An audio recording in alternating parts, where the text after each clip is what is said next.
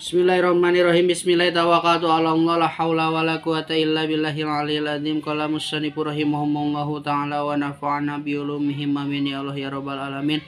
Allahumma shalli ala sayyidina Muhammad wa ala ali sayyidina Muhammadil hadratin Nabil Mustafa Muhammadin sallallahu alaihi wasallam wa ala alihi wa sahbihi wa azwaji wa dzurriyyati wal anbiya'i wa mursalin wa auliya'i wa suwari wa sholihin wa jamil malaikatil muqarrabin wa khususan ila Rosyabul Qadir Ajilani wa ususon la ruhi syedina Abi Bakr wa Umar wa Utsman wa Ali wa radhiyallahu anhum wa ususon la ruhi babai badru zaman bin Aki Jamil wa ususon la ruhi syedina zamanihi wa alamihi awanihi musanniful kitab ta'limut ta'lim Syekh Az-Zarnuji rahimahumullahu ta'ala wa nafa'ana bihi amin.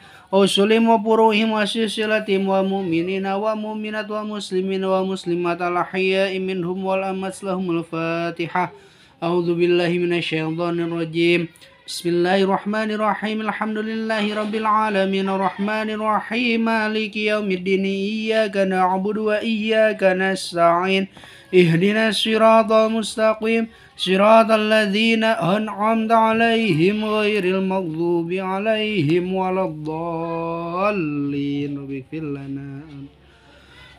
Bismillahirrahmanirrahim. Orang ngajengkeun kana kitab Ta'limut Ta'lim upami abdi sah dina logatan mangga urang lereskeun sasarengan di komentar wae. Hitung-hitung belajar ieu mah halaman 14 anu aya kitab sapertos abdi nu kieu nya. Tos aya jabar jaeran tinggal ngalogatan. Bismillahirrahmanirrahim. Yeun kamari teh. Wa amma ikhtiarul ustadi jeung anapun ari milih-milihna guru payan bagi atu misti naon ayah taro yen tamilih itu si jalma anu belajar ilmu al-a'lama kana anu pangluhur-luhurna ilmuna wal aura jeung anu pang apik-apikna wal asanna jeung anu pang sepuh-sepuhna kama sapertikeun perkara yakhtaro anu geus milih saha Abu Hanifah ta Syekh Abu Hanifah Hammad bin Abi Sulaiman ka Hammad putrana Abi Sulaiman.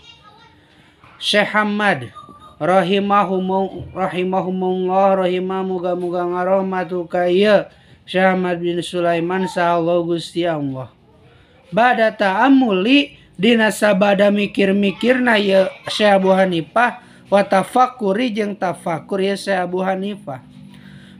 Jadi guruna Syekh Abu Hanifah teh nyata Hammad bin Abi Sulaiman. Wa qala jeung parantos ngadawuh ya Syekh Abu Hanifah wajadtu tepung kaulahu sartana atawa hukaya halka Hammad bin Husain bin Abi Sulaiman saikhon kana hiji guru wa quron anu agung wibawana haliman tur anu halim saburon tur anu banget sabarna.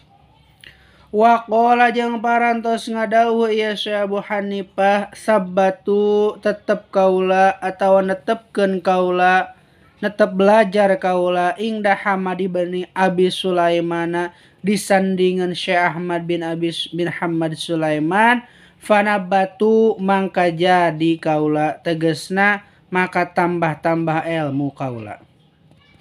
Wa qala jeung parantos ngadawuh ieu Syekh Abu Hanifah rahimahumullahu.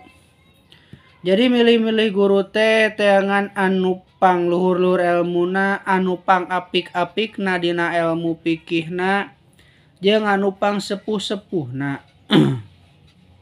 Gitu.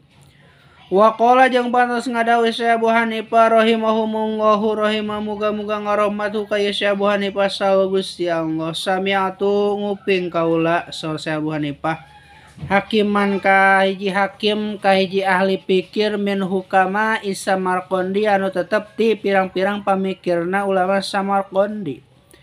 Qala ngadawuh ieu hakim inna wahidan sanyanyana salah saurang min talabatil ilmi anu tetep ti golonganna jalma anu neangan kana ilmu sawaro eta sok musyawarah ieu si wahid ni ka kaula fi talabil ilmi dina nyuprihna ilmu Wakana bari ari ieu si Wahid teh azama eta ngajam ieu si Wahid ala zahabi kana naik indit ila Bukhara ka tanah Bukhari litolabil ilmi pikeun nyuprih ilmu. Wa kada jeung sapertinya kitu deui yan bagi atu misti naon ayusawiro yen ta musyawarah ieu si tolabul ilmi fi kulli amrin dina saban-saban perkara. Fa inna Allah mangkasanya nyana Gusti Allah Ta'ala bari maha luhur Gusti Allah amaro eta marentahkeun Gusti Allah Rasulullah sallallahu alaihi wasallam ka Kanjeng Rasul sallallahu alaihi wasallam bil musyawarati kana musyawarah fi kullil umuri dina saban-saban pirang-pirang perkara. Walam yakun bari henteu bukti saha ahadun hiji jalma oge abtonu anu leuwih pangpinter-pinterna minhu ti Kangjeng Nabi. Kangjeng Nabi ge anu pangpinter-pinterna teu aya anu leuwih pinter ti Kangjeng Nabi ku Gusti Allah piwarang musyawarah. Wa ma'adzalika jeung bari sartana kitu umiro tetep eta diparentah ye Kangjeng Nabi bil musyawarati kana musyawarah. Wakana jeung bukti ieu Kangjeng Nabi teh yusyawiru eta anu musyawarah ashabahu sartana atawa ka pirang-pirang sahabatna ieu Kangjeng Nabi pijamiil umuri dina sakabehna pirang-pirang perkara hatta hawaijil baiti sahingga nepi kana kaperluan bumi na oge tetep dimusyawarahkeun. Keperluan bumi Kangjeng Nabi tetap dimusyawarahkeun. Qala ngadausaha Aliun Sayyidina Ali karramallahu wajhah.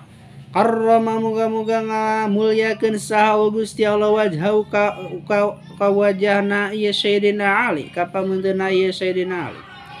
Ma ahlaka moal cilaka sa umruun hiji jalma an masyuratin tina sanggeusna musyawarah gitu.